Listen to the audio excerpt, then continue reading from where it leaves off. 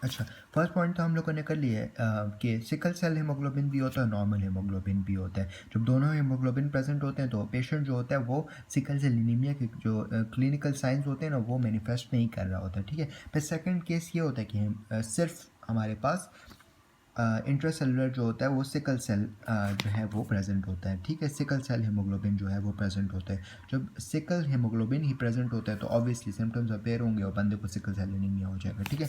और third point इनका ये है कि इसी सिकल सेल की वजह से हमारे पास जो है ना वो ट्रांजिट टाइम जो है ना वो इंक्रीज़ हो जाता है। ट्रांजिट टाइम क्या होता है? फॉर एग्जांपल माइन्यूट कैपिलरीज जो होती हैं ना या छोटी ब्लड वेसल्स जो होती हैं ना, तो उसमें ब्लड जो होता है बहुत कम टाइम के लिए रहता है नॉर्मली, ठीक है? लेकिन अगर हमारे पास सिकल सेल हो जाए ना, तो सिकल सेल की वजह से क्या होता है कि उसकी वजह से जो आरबीसीज होते हैं ना वो उस कैपिलरीज में ज़्यादा टाइम के लिए रहते हैं। जब वो ज़्यादा टाइम के लिए उस जगह पे रहते हैं ना, तो उसकी वजह से क्या होता है कि हमारे पास जो ट्रांजिट टाइम ऑफ आरबीसी होता है ना माइक्रोवास्कुलेचर में वो ज़्यादा हो जाता है, ठीक है? अब मैं ये बताता हूँ, देखो क्यों ज़्यादा होता है। देखो, जैसे कि इन्फ्लेमेशन हो गई है या इन्फेक्शन हो गया है या तो कोई डिहाइड्रेशन या एसिडोसिस हो गई है, तो उसमें भी ट्रांजिट टाइम आरबीसीज का ज़्यादा हो जाता है कैपिलरीज में। देखो, इन्फ्लेमेशन जब होती है ना तो हमें पता है इन्फ्लेमेशन में ब्लड फ्लो जो होता है वो रिड्यूस्ड हो जाता है और स्टेसिस वगैरह होता है, और जो मार्जिनेशन और माइग्रेशन और मार्जिनेशन हुई एडिशन वगैरह चीज़ें जो हम लोग ऑलरेडी थर्ड ईयर में पढ़ चुके हैं, ठीक है?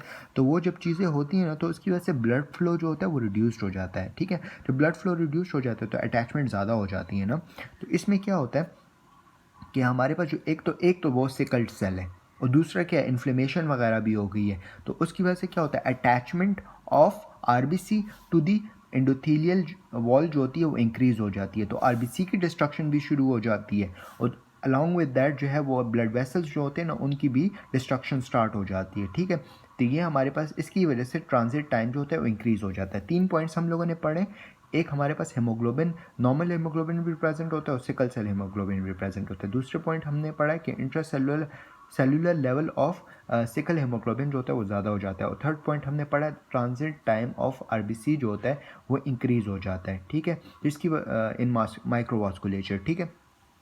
अच्छा, अब हम लोग आते हैं, इन लोगों ने रॉबिन्स में ही एक जो फ्लो चार्ट ट्रैक बनी हुई है ना, ये हम लोग कर रहे थे। देखो, नॉर्मली हमारे पास एच बी ए होता है, ठीक है? एच बी ए जो है उसमें पॉइंट म्यूटेशन होती है, तो उसकी वजह से एच बी एस बन जाता है। अब एच बी एस जब बन जाता है ना, तो एच बी एस में ऑब्वियसली वैलीन होता है, ठीक है? वैलीन जब आता है ना तो उसकी वजह से क्या होता है कि हमारे पास oxygen carrying capability of the haemoglobin जो होता है वो रिड्यूस्ड हो जाता है, जिसकी वजह से आरबीसी में ऑक्सीजन का लेवल कम हो जाता है, मतलब डीऑक्सीजनेशंस हो जाती हैं। अब डीऑक्सीजनेशन इनिशियली जो होती है वो रिवर्सिबल होती है, ठीक है? मतलब अगर आप उसको नॉर्मल ऑक्सीजन दोबारा दे दोगे ना तो वो ठीक हो जाएगा, ठीक है? लेकिन अगर एक टाइम ऐसा आता है कि अगर डीऑक्सीजनेटेड स्टेट ज़्यादा देर के लिए रह रहा है ना आरबीसी में, तो उसकी वजह से क्या होता है कि हमारे पास जो आरबीसी है ना, ये नॉर्मल आरबीसी है, तो इसमें क्या होता है कि कैल्शियम का लेवल ज़्यादा होना शुरू हो जाता है, कैल्शियम की एंट्री शुरू हो जाती है और पोटेशियम और वाटर जो होते हैं वो आरबीसी से बाहर जाना शुरू हो जाते हैं, जिसकी वजह से क्या होता है आरबीसी की शेप जो होती है, पहले अगर वो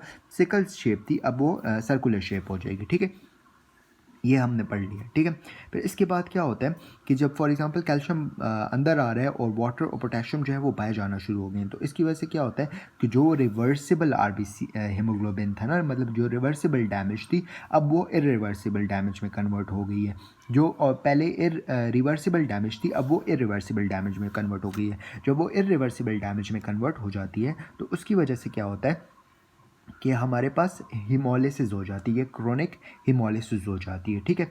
इसके अलावा हमारे पास जब ये कैल्शियम अंदर जाता है, वाटर और पोटेशियम बाहर आता है ना, तो इसकी वजह से क्या होता है, जो ट्रांजिट टाइम होता है ना माइक्रोवास्कुलेचर में, वो इंक्रीज़ हो जाता है। जब ट्रांजिट टाइम इंक्रीज़ हो जाता है ना, तो अल्टीमेटली क्या होता है, हमारे पास माइक्रोवास्कुलर ऑक्लूजन हो जाती है, मतलब वो ब्लड वेसल जो होती है ऑब्वियसली छोटी सी होती है, ऊपर से इन्फ्लेमेशन भी हो जाए, ऊपर से वो सिकल सेल जो है उनका टाइम ड्यूरेशन भी वहाँ पे ज़्यादा देर के लिए रह जाए, तो क्या होता है कि वो जगह जो होती है ऑक्लूड होना शुरू हो जाती है, ठीक है? अच्छा, अब हम लोग आते हैं सिकल सेल एनीमिया की मॉर्फोलॉजी पे। मॉर्फोलॉजी जो है ना वो तो बहुत ज़्यादा ईजी है। देखो, सबसे पहले जब आप स्मेयर करते हो ना, पेरिफेरल स्मेयर करते हो आरबीसी का ना, तो आप उसमें देखते हो तो आपको जो आरबीसीज होते हैं ना, तो उसमें हमें डिफरेंट टाइप ऑफ आरबीसीज नज़र आ रहे होते हैं। एक तो नॉर्मल आरबीसीज नज़र आ रहे होते हैं, इसके अलावा हमें सिकल सेल जो है वो आरबीसीज भी नज़र आ रहे होते हैं, वो भी reversible sickle cell sorry irreversible sickle cells नज़र आ रहे होते हैं, ठीक है।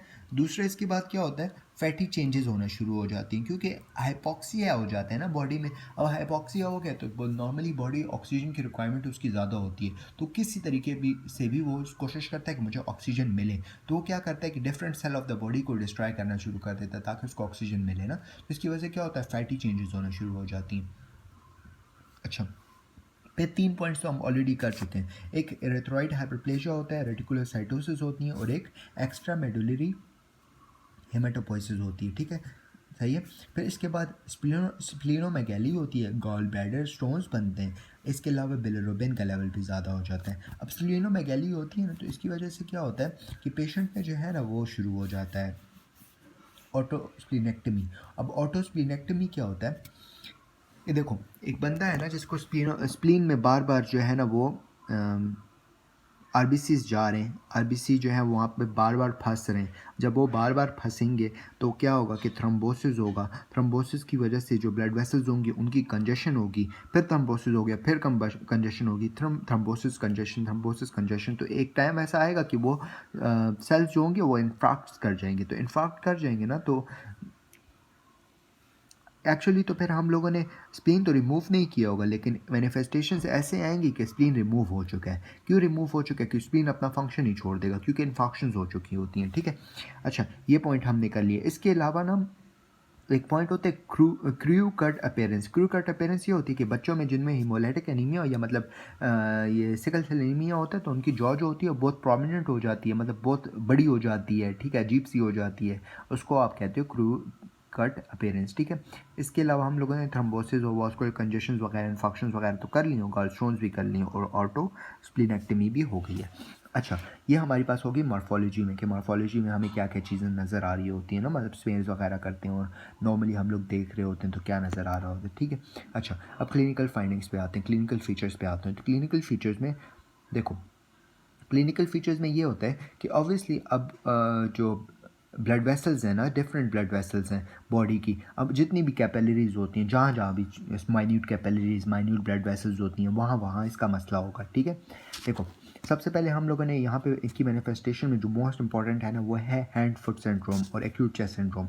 देखो, हैंड फुट सिंड्रोम में क्या होता है कि जो बोन मैरो होता है ना, उसकी इन्फेक्शन शुरू हो जाती हैं। जब बोन मैरो की इन्फेक्शन शुरू हो जाती है ना, तो हमारे पास जो ये हैंड और फुट में जो बोन्स होती हैं ना, तो उनकी जो है ना डिस्ट्रक्शन स्टार्ट हो जाती हैं, उनमें वहाँ पे इन्फेक्शन स्टार्ट हो जाती हैं।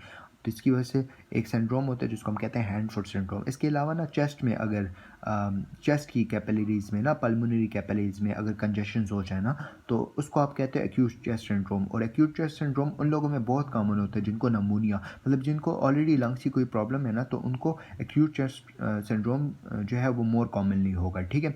इसके अलावा जो आंखों की रेटिना में जो ब्लड वेसल्स होती हैं उनकी भी कंजेशन हो सकती हैं, जिसकी वजह से रेटिनोपैथीज हो सकती हैं, ठीक है। इसके अलावा इन्फेक्शन रिस्क और इंक्रीज, मतलब इन्फेक्शंस जो होते हैं वो भी ज़्यादा हो जाते हैं, साल्मोनेला, शिगेला, ये चीज़ें। और एक बात ये है कि जो पारो वो वायरस 19 के जो इन्फेक्शंस होते हैं ना, वो भी ज़्यादा हो जाते हैं। क्यों? उसकी वजह से क्या होता है कि बोन मैरो जो होता है वो नहीं बनता ना, मतलब बोन मैरो जो है उसकी डिस्ट्रक्शन शुरू हो जाती है। ऑब्वियसली जब बोन मैरो नहीं होगा तो ऑब्वियसली क्या होगा कि हमारे पास आरबीसीज नहीं बनेंगे और जो एनीमिया हो जाएगा मोर सवेयर हो जाएगा, ठीक है। अच्छा, इसके अलावा दैट्स इट। अच्छा, दोबारा बता देता हूँ ज़रा क्लिनिकल फाइंडिंग्स में। हैंड फुट सिंड्रोम होता है, इसके अलावा जो है वो एक्यूट चेस्ट सिंड्रोम होता है, इन्फेक्शंस होते हैं, पारो वायरस वाला के साथ रेटिनोपैथी, स्ट्रोक वगैरह, दैट्स इट। अब ट्रीटमेंट में आप क्या करते हो? ट्रीटमेंट में आप प्रोफाइलेक्टिक ट्रीटमेंट करते हो। प्रोफाइलेक्टिक ट्रीटमेंट में आप पेनिसिलिन देते हो ताकि जो इन्फेक्शंस हो रहे हैं ना, इन्फेक्शंस की जो प्रोबेबिलिटी इंक्रीज़ हो गई है वो ना हो, फर्स्ट बात। दूसरी ये होता है कि आप जो है एक ड्रग देते हो जिसको आप कहते हो हाइड्रोक्सी यूरिया, ठीक है। हाइड्रोक्सी यूरिया जो है ना, अब ये बहुत इंपॉर्टेंट है कि हाइड्रोक्सी यूरिया के क्या इफेक्ट्स होते हैं। हाइड्रोक्सी यूरिया के ये इफेक्ट होते हैं कि एक ये फीटल हीमोग्लोबिन का लेवल ज़्यादा कर देता है। और फीटल हीमोग्लोबिन का लेवल ज़्यादा करने से क्या फ़ायदा होता है? क्योंकि फीटल हीमोग्लोबिन में तो बी चेन होती नहीं है, तो जब बी चेन नहीं होगी तो ऑब्वियसली उसकी वजह से फिर सिकल सेल एनीमिया ही नहीं होगा ना, फर्स्ट बात। दूसरी बात यह है कि ये आरबीसी की जो साइज़ होता है ना उसको इंक्रीज़ करवा देता है। जब आरबीसी का साइज़ इंक्रीज़ हो जाएगा तो ऑब्वियसली उसकी कैरिंग कैपेबिलिटी ऑफ ऑक्सीजन जो है वो ज़्यादा से ज़्यादा हो जाएगा, ठीक है। और ज़्यादा से ज़्यादा उसमें पानी आएगा, वाटर वगैरह आएगा, ठीक है। अच्छा, इसके अलावा क्या होता है, इन्फ्लेमेशन वगैरह भी रिड्यूस हो जाती हैं, वाइट सेल भी रिड्यूस हो जाते हैं। और फोर्थ पॉइंट इसकी वजह से क्या होता है कि हमारे पास जो जब ये मेटाबोलाइज होता है ना हाइड्रोक्सी यूरिया, तो इससे नाइट्रिक ऑक्साइड बनता है, ठीक है। जब नाइट्रिक ऑक्साइड बन जाता है ना, तो उसकी वजह से क्या होता है, क्या अब नाइट्रिक ऑक्साइड तो हमें पता है कि ये पोटेंट वैसोडाइलेटर है। अब ये पोटेंट वैसोडाइलेटर है, तो इसकी वजह से क्या होगा, प्लेटलेट जो है वो एग्रीगेशंस वगैरह नहीं होंगी, थ्रोम्बोसिस वगैरह नहीं होगी, कंजेशंस वगैरह नहीं होंगी, एंड इन्फेक्शंस वगैरह नहीं होगी। So that's why we give hydroxyurea वगैरह, ठीक है। That's it. Thank you.